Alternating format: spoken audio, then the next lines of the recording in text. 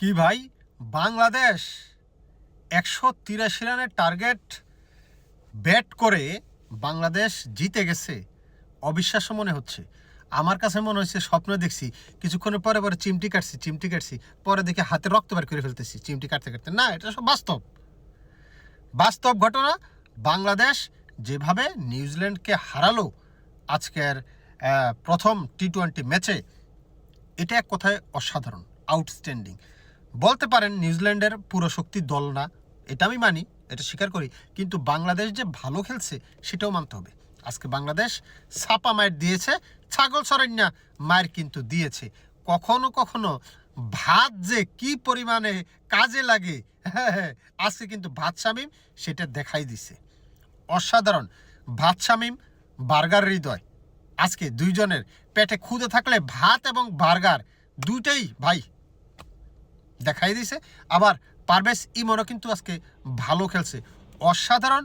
শুরু থেকে যদি একটু বলি, সাদাকে সাদা কালোকে কালো বলিব, সাদাকে কালো কালোকে সাদা বলিতে পারিব না, আর আইসক্রিম ব্যতীত কারো পা চাটিতে পারিব না। Hello viewers, it's me Roni bro, welcome to another new video. কথা বলছিলাম বাংলাদেশ এবং নিউজিল্যান্ডের প্রথম টি-20 ম্যাচ নিয়ে, যেখানে বাংলাদেশ বিশাল বড় 6 উইকেটের জয় পেয়েছে। শুরু থেকে যদি বলি, বাংলাদেশের বোলিংটা ঠিকঠাকই ছিল, হালকা পাতলা শুরুর দিকে পেস বোলাররা লাইন লেন্থ খুঁজে পেতে একটু কষ্ট হচ্ছিল, কিন্তু পরবর্তীতে আমার কাছে মনে হয় যে স্পিনাররা যখন আসছে তাদেরকে মোটামুটি টাফ টাইম দিয়েছে নিউজিল্যান্ডের ব্যাটসম্যানদেরকে। বিশেষ করে রিশাদ হোসেন, শেখ মেহেদি ভালো বল করছে। প্রথম 10 ওভার যতটুকু দেখলাম যে নিউজিল্যান্ডের হাতে ম্যাচ ছিল, পরের 10 ওভার মোটামুটি বাংলাদেশ কিন্তু কন্ট্রোলে নিয়ে আসছে। এবং আজকের ম্যাচে অভিষেক হয়েছিল রিপন মন্ডল। শুরুর দিকে বেশি একটা ভালো বল করতে পারে নাই, অ্যাভারেজ বল করছে, কিন্তু লাস্ট ওভারে যে তার মেইন অস্ত্র ইউয়ার্কার, সেটা কিন্তু খুবই ভালোভাবে এক্সিকিউশন করতে পেরেছে লাস্ট ওভারে। বিশেষ করে মাত্র 6 রান সম্ভবত দিয়েছে, কোনো বাউন্ডারি মনে হয় দেয় নাই। তো সেই জায়গাটায় রিপন মন্ডলকে বাহবা দিতে হবে। অভিষেক ম্যাচে ভালো বল করেছে। আর শুরু থেকে বাংলাদেশ যখন 182-183 রানের টার্গেটে ব্যাট করে, প্রথম 10 ওভার দেখলাম যে একরকম খেললো বাংলাদেশ। বিশেষ করে টপ অর্ডার ব্যাটসম্যানরা তানজিদ হাসান তামিম আজকে যে ম্যাচটা খেলছে, এটা আসলে তার তানজিদ সুলভ ব্যাটিং হয় নাই। এটা একদিন হয়ে গেছে, এটা একদিন ছাড় দেওয়া যায়, কিন্তু তারপর যদি এই ধরনের ম্যাচ খেলে এটা আসলে হয় না। কারণ 25 বলে 20 রান, 183 রানের টার্গেটে আপনি ব্যাট করছেন, এটা মানা যায় না। তো এনিওয়ে, প্রথমবার তামিম সবসময় মোটামুটি ভালো খেলে এবং স্ট্রাইক রেট ভালো। তো আজকের ম্যাচ এটা মাফ করা যায়। প্রথম ম্যাচ ঠিকঠাক, প্রথম ম্যাচে প্রথম দিনে আর কি। আর সাইফ হাসান স্ট্রাগল করছে। সাইফ হাসান দেখলাম যে মোটামুটি ওয়ানডে সিরিজটা তো স্ট্রাগল করেছে, টি-20 সিরিজও প্রথম ম্যাচ আজকে স্ট্রাগল করছে, ভালো হয় নাই।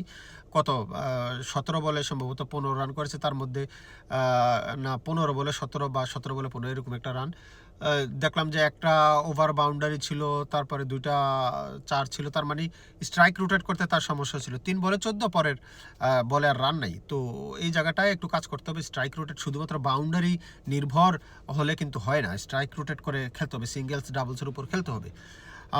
তারপরে লিটন কুমার দাসকে আমি বলতে চাই, লিটন কুমার দাস আপনি খুব ভালো ব্যাটসম্যান, বাংলাদেশের কোয়ালিটিফুল ব্যাটসম্যানের মধ্যে আপনি অন্যতম। তো আপনার আউটটা মাঝে মাঝে আমি মানতে পারি না। ভালো খেলতে খেলতে এমন একটা শট খেলে মাঝে মাঝে আউট হয়ে যায়, সেটা মানা যায় না আসলে। তো লিটন কুমার দাস, তানজিদ তামিম এবং সাইফ হাসান, এই 3 জনের খেলা ছিল একরকম ধরন। 10 ওভার পর্যন্ত তারা খেলছে, ভালো খেলে নেয়। 10 ওভারে সম্ভবত 77 রান করছিল। পরের 10 ওভারে যখন 106 রানের প্রয়োজন, 106-7 রানের প্রয়োজন, সেইখানে বাংলাদেশের রান রেট তো 10-এর উপরে। এবং সেইখানটায় যখন ইমন আসছে, পারভেজ হোসেন ইমন আসছে, তখনই খেলার ম্যাজিক শুরু হয়ে গেছে। ইমন এসেই কিন্তু আপনার অ্যাটাক করছে বোলারদের উপরে, এই জিনিসটি বাংলাদেশের কাজে আসছে। ইমন 4-6 খেলে যেভাবে ভালো করছে, বোলারদের উপরে চড়াও হয়েছে, চাপা মাইট দিয়েছে, সেই জায়গাটায় কাজ হয়েছে।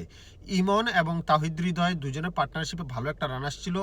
ইমন 14 বলে 28, 200 স্ট্রাইক রেটে ব্যাট করেছে, 6 ছিল 2টা, অসাধারণ ব্যাট করেছে। আউট হয়ে গেছে, দুঃখ নয় ভাই, টি-20তে আপনি আউট হবেনই। আউট হওয়ার আগে আপনি যেই কাজটা করে দিয়ে গেছেন সেটাই হচ্ছে বড় কথা। দলের জন্য যে অবদানটা পারভেজ হোসেন ইমন রেখেছে অসাধারণ ছিল তার ইনিংসটা। তারপরে দেখলাম যে ভাত আসলো।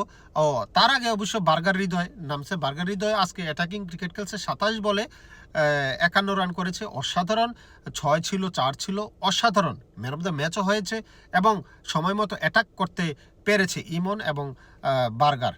তো বার্গার ইমন যখন আউট হয়েছে বার্গারের সাথে যোগ হয়েছে ভাত শামীম।